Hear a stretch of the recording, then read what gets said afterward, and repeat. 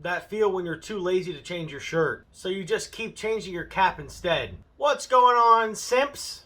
Unga Bunga Duelist here. So have you ever thought to yourself, man, I just want to play Yu-Gi-Oh! With as little brain cells as possible? Well, do I have the deck profile for you, my boy? So, you know, if you're really just tired of doing 25, 30, 40-minute combos, you know, we're just trying to sit here and do loops, brother. If you're overdoing all that, then this is the deck profile for you. Some of you might have already seen this list. It's been floating around, actually. Pac actually covered it on his channel with that one dude, CJ. He was definitely out here ripping this deck profile, but it is a guru list featuring Buster Blader, Dragoon, Numeron, and Dogmatica. Really though, through and through, it's basically just Goomeron with Dragoon. And then, you know, you're already basically playing over 60 at that point, so you just like slam everything else in there that you possibly can. But, you know, honestly, I am a big fan of playing Guru Control. It's actually my favorite control deck of choice if we're not talking about Satellar Knights. I actually do want to give a quick shout out to Tatsym. I'll leave a link to his channel down below in the comments, or rather in the description. But yeah, he actually is the guy that turned me on to playing Guru Control. I think it was like a year ago. I don't remember, but he topped some YCS or something, some top 32 something or other. But yeah, I just remember seeing his deck profile and the way that he explained the deck. He's just like, yeah, it's really good, just no one really plays it. You have to know how to play it and like play against the meta. Basically, he was like, contrary to popular belief, it's actually a pretty skillful deck to play. Sometimes it's not always just flip, there can be only one, and then tell your opponent to eat a dick. So yeah, big shout out to that guy. He is definitely the man. Check out his videos. He's on his way to 2K subs. He is definitely the boy. But at any rate, I'll quit flapping my jaws because there is a whole lot of cards to go over in this deck profile. So yeah, we'll just get started with the list. All right, boys, here it is. That's a thick-ass boy! All right, so let's start off the glue. We have the triple Buster Whelp of the Destruction Sword. It's pretty self-explanatory. It, you know, searches the prologue, and that's really all that it's good for. It's also really cheese bait for whenever you already have prologue. You just summon it and go, haha, kick W, make Link Karibo. But yeah, that is the only purpose that that guy serves. Also, it's a tuner, I guess. But don't play any synchros except for the Buster Dragon, which, yeah, will never be synchro summoning that guy. Triple Guru, not really a ton to say about this guy, except that I forget it has like 3 effects. And they're all really fucking good. It's been a long time since I played the deck, though, so I'll cut myself some slack there. The 1 Nemesis Archer and 2 Fiendus. This is the exact ratio that I saw when I was first exposed to this deck, and I figured it was alright. Honestly, I kind of want the 3rd Fiendus. I just don't know where I would cut for it, so yeah, that's just food for thought, I guess. The small Dogmatica engine of the 1 Ecclesia and the 1 Fleur-de-Lis the Knighted. Yep. Double Nib, because Nib. Also, we got the shiny gold, so that's nice. And then your fat bricky boys. We have the 1 Buster Blader, the Destruction Swordmaster, Red Eyes Wyvern, Red Eyes Black Dragon, and Dark Magician, because the ultimate wizard in terms of attack and defense, which is nice.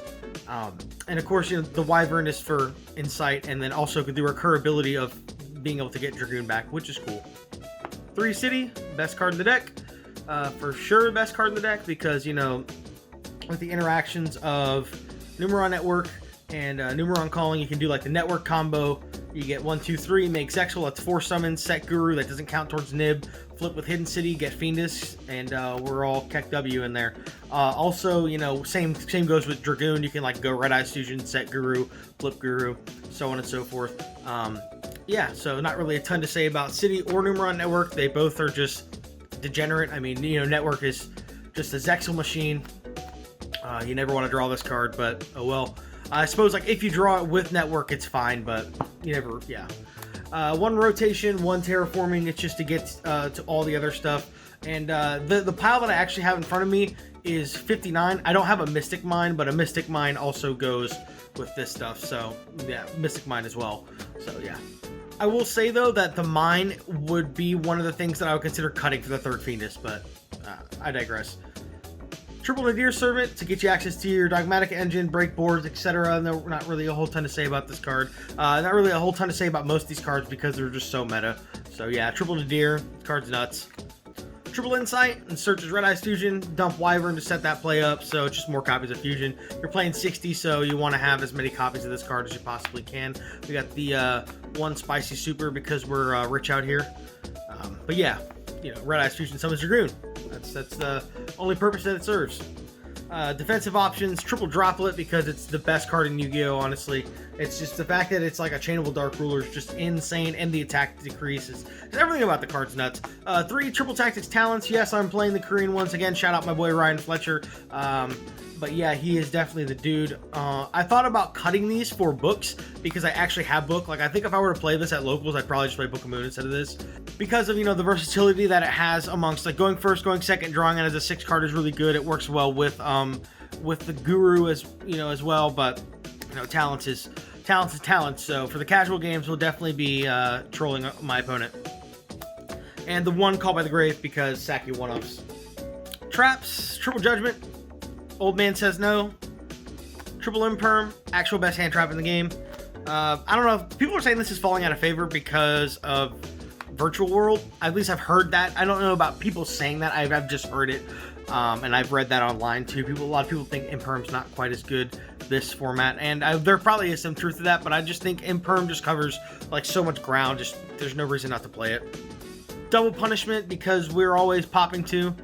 And then the glue, of course, the triple prologue, and the artwork on this card is fucking awesome.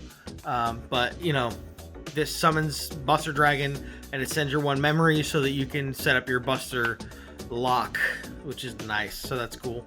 And then we have Triple Trap Trick, just more copies of everything else. Really no reason not to play it. It's really good. And then 2 1-ups at the end, 1 Metaverse, and 1 Final Battle because, yeah, Subterra Engine. The Final Battle's just broken. It makes your Phoenixes, you know, unnegatable, which is nice. And the Metaverse is just more copies of all the field spells. Extra deck, Karibo for Buster Whelp, and just Karibo's just good. Anaconda for Dragoon, Clops for the Numeron shit. 1, 2, 3, 4, and Zexal. I don't play the Chaos guy. What's his name? That guy CJ played the Chaos guy.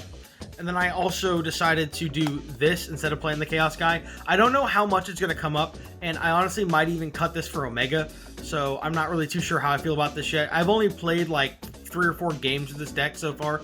It's fucking nuts though. The deck is crazy.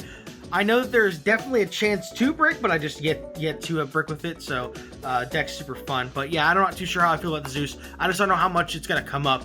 But you know, I figured I have the card, so I might as well try it out. Dragoon, because best boy. And double Entis and Titaniclad for the Dogmatica shit. And then of course the last 2 cards are your boy, the Dragon Destroyer Swordsman, and the Buster Dragon, which I still have not gotten in the mail, which is rather unfortunate. So yeah, we have this fat picture here of the good old Buster Dragon.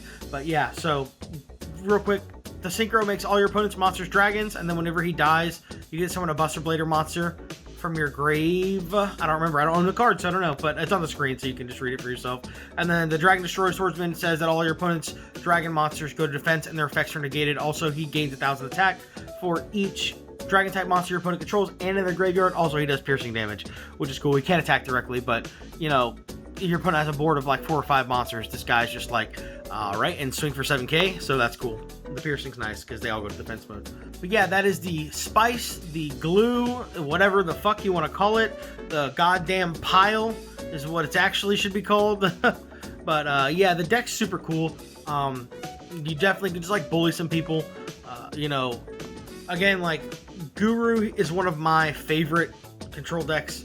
So this is just like another variation of the deck, I guess. It's like an evolution. Or maybe it's just fucking the Unga Bunga Ape version of the deck. But oh well, this is all I got for you guys. I hope you enjoyed the video, and I'll catch you next time, Simps.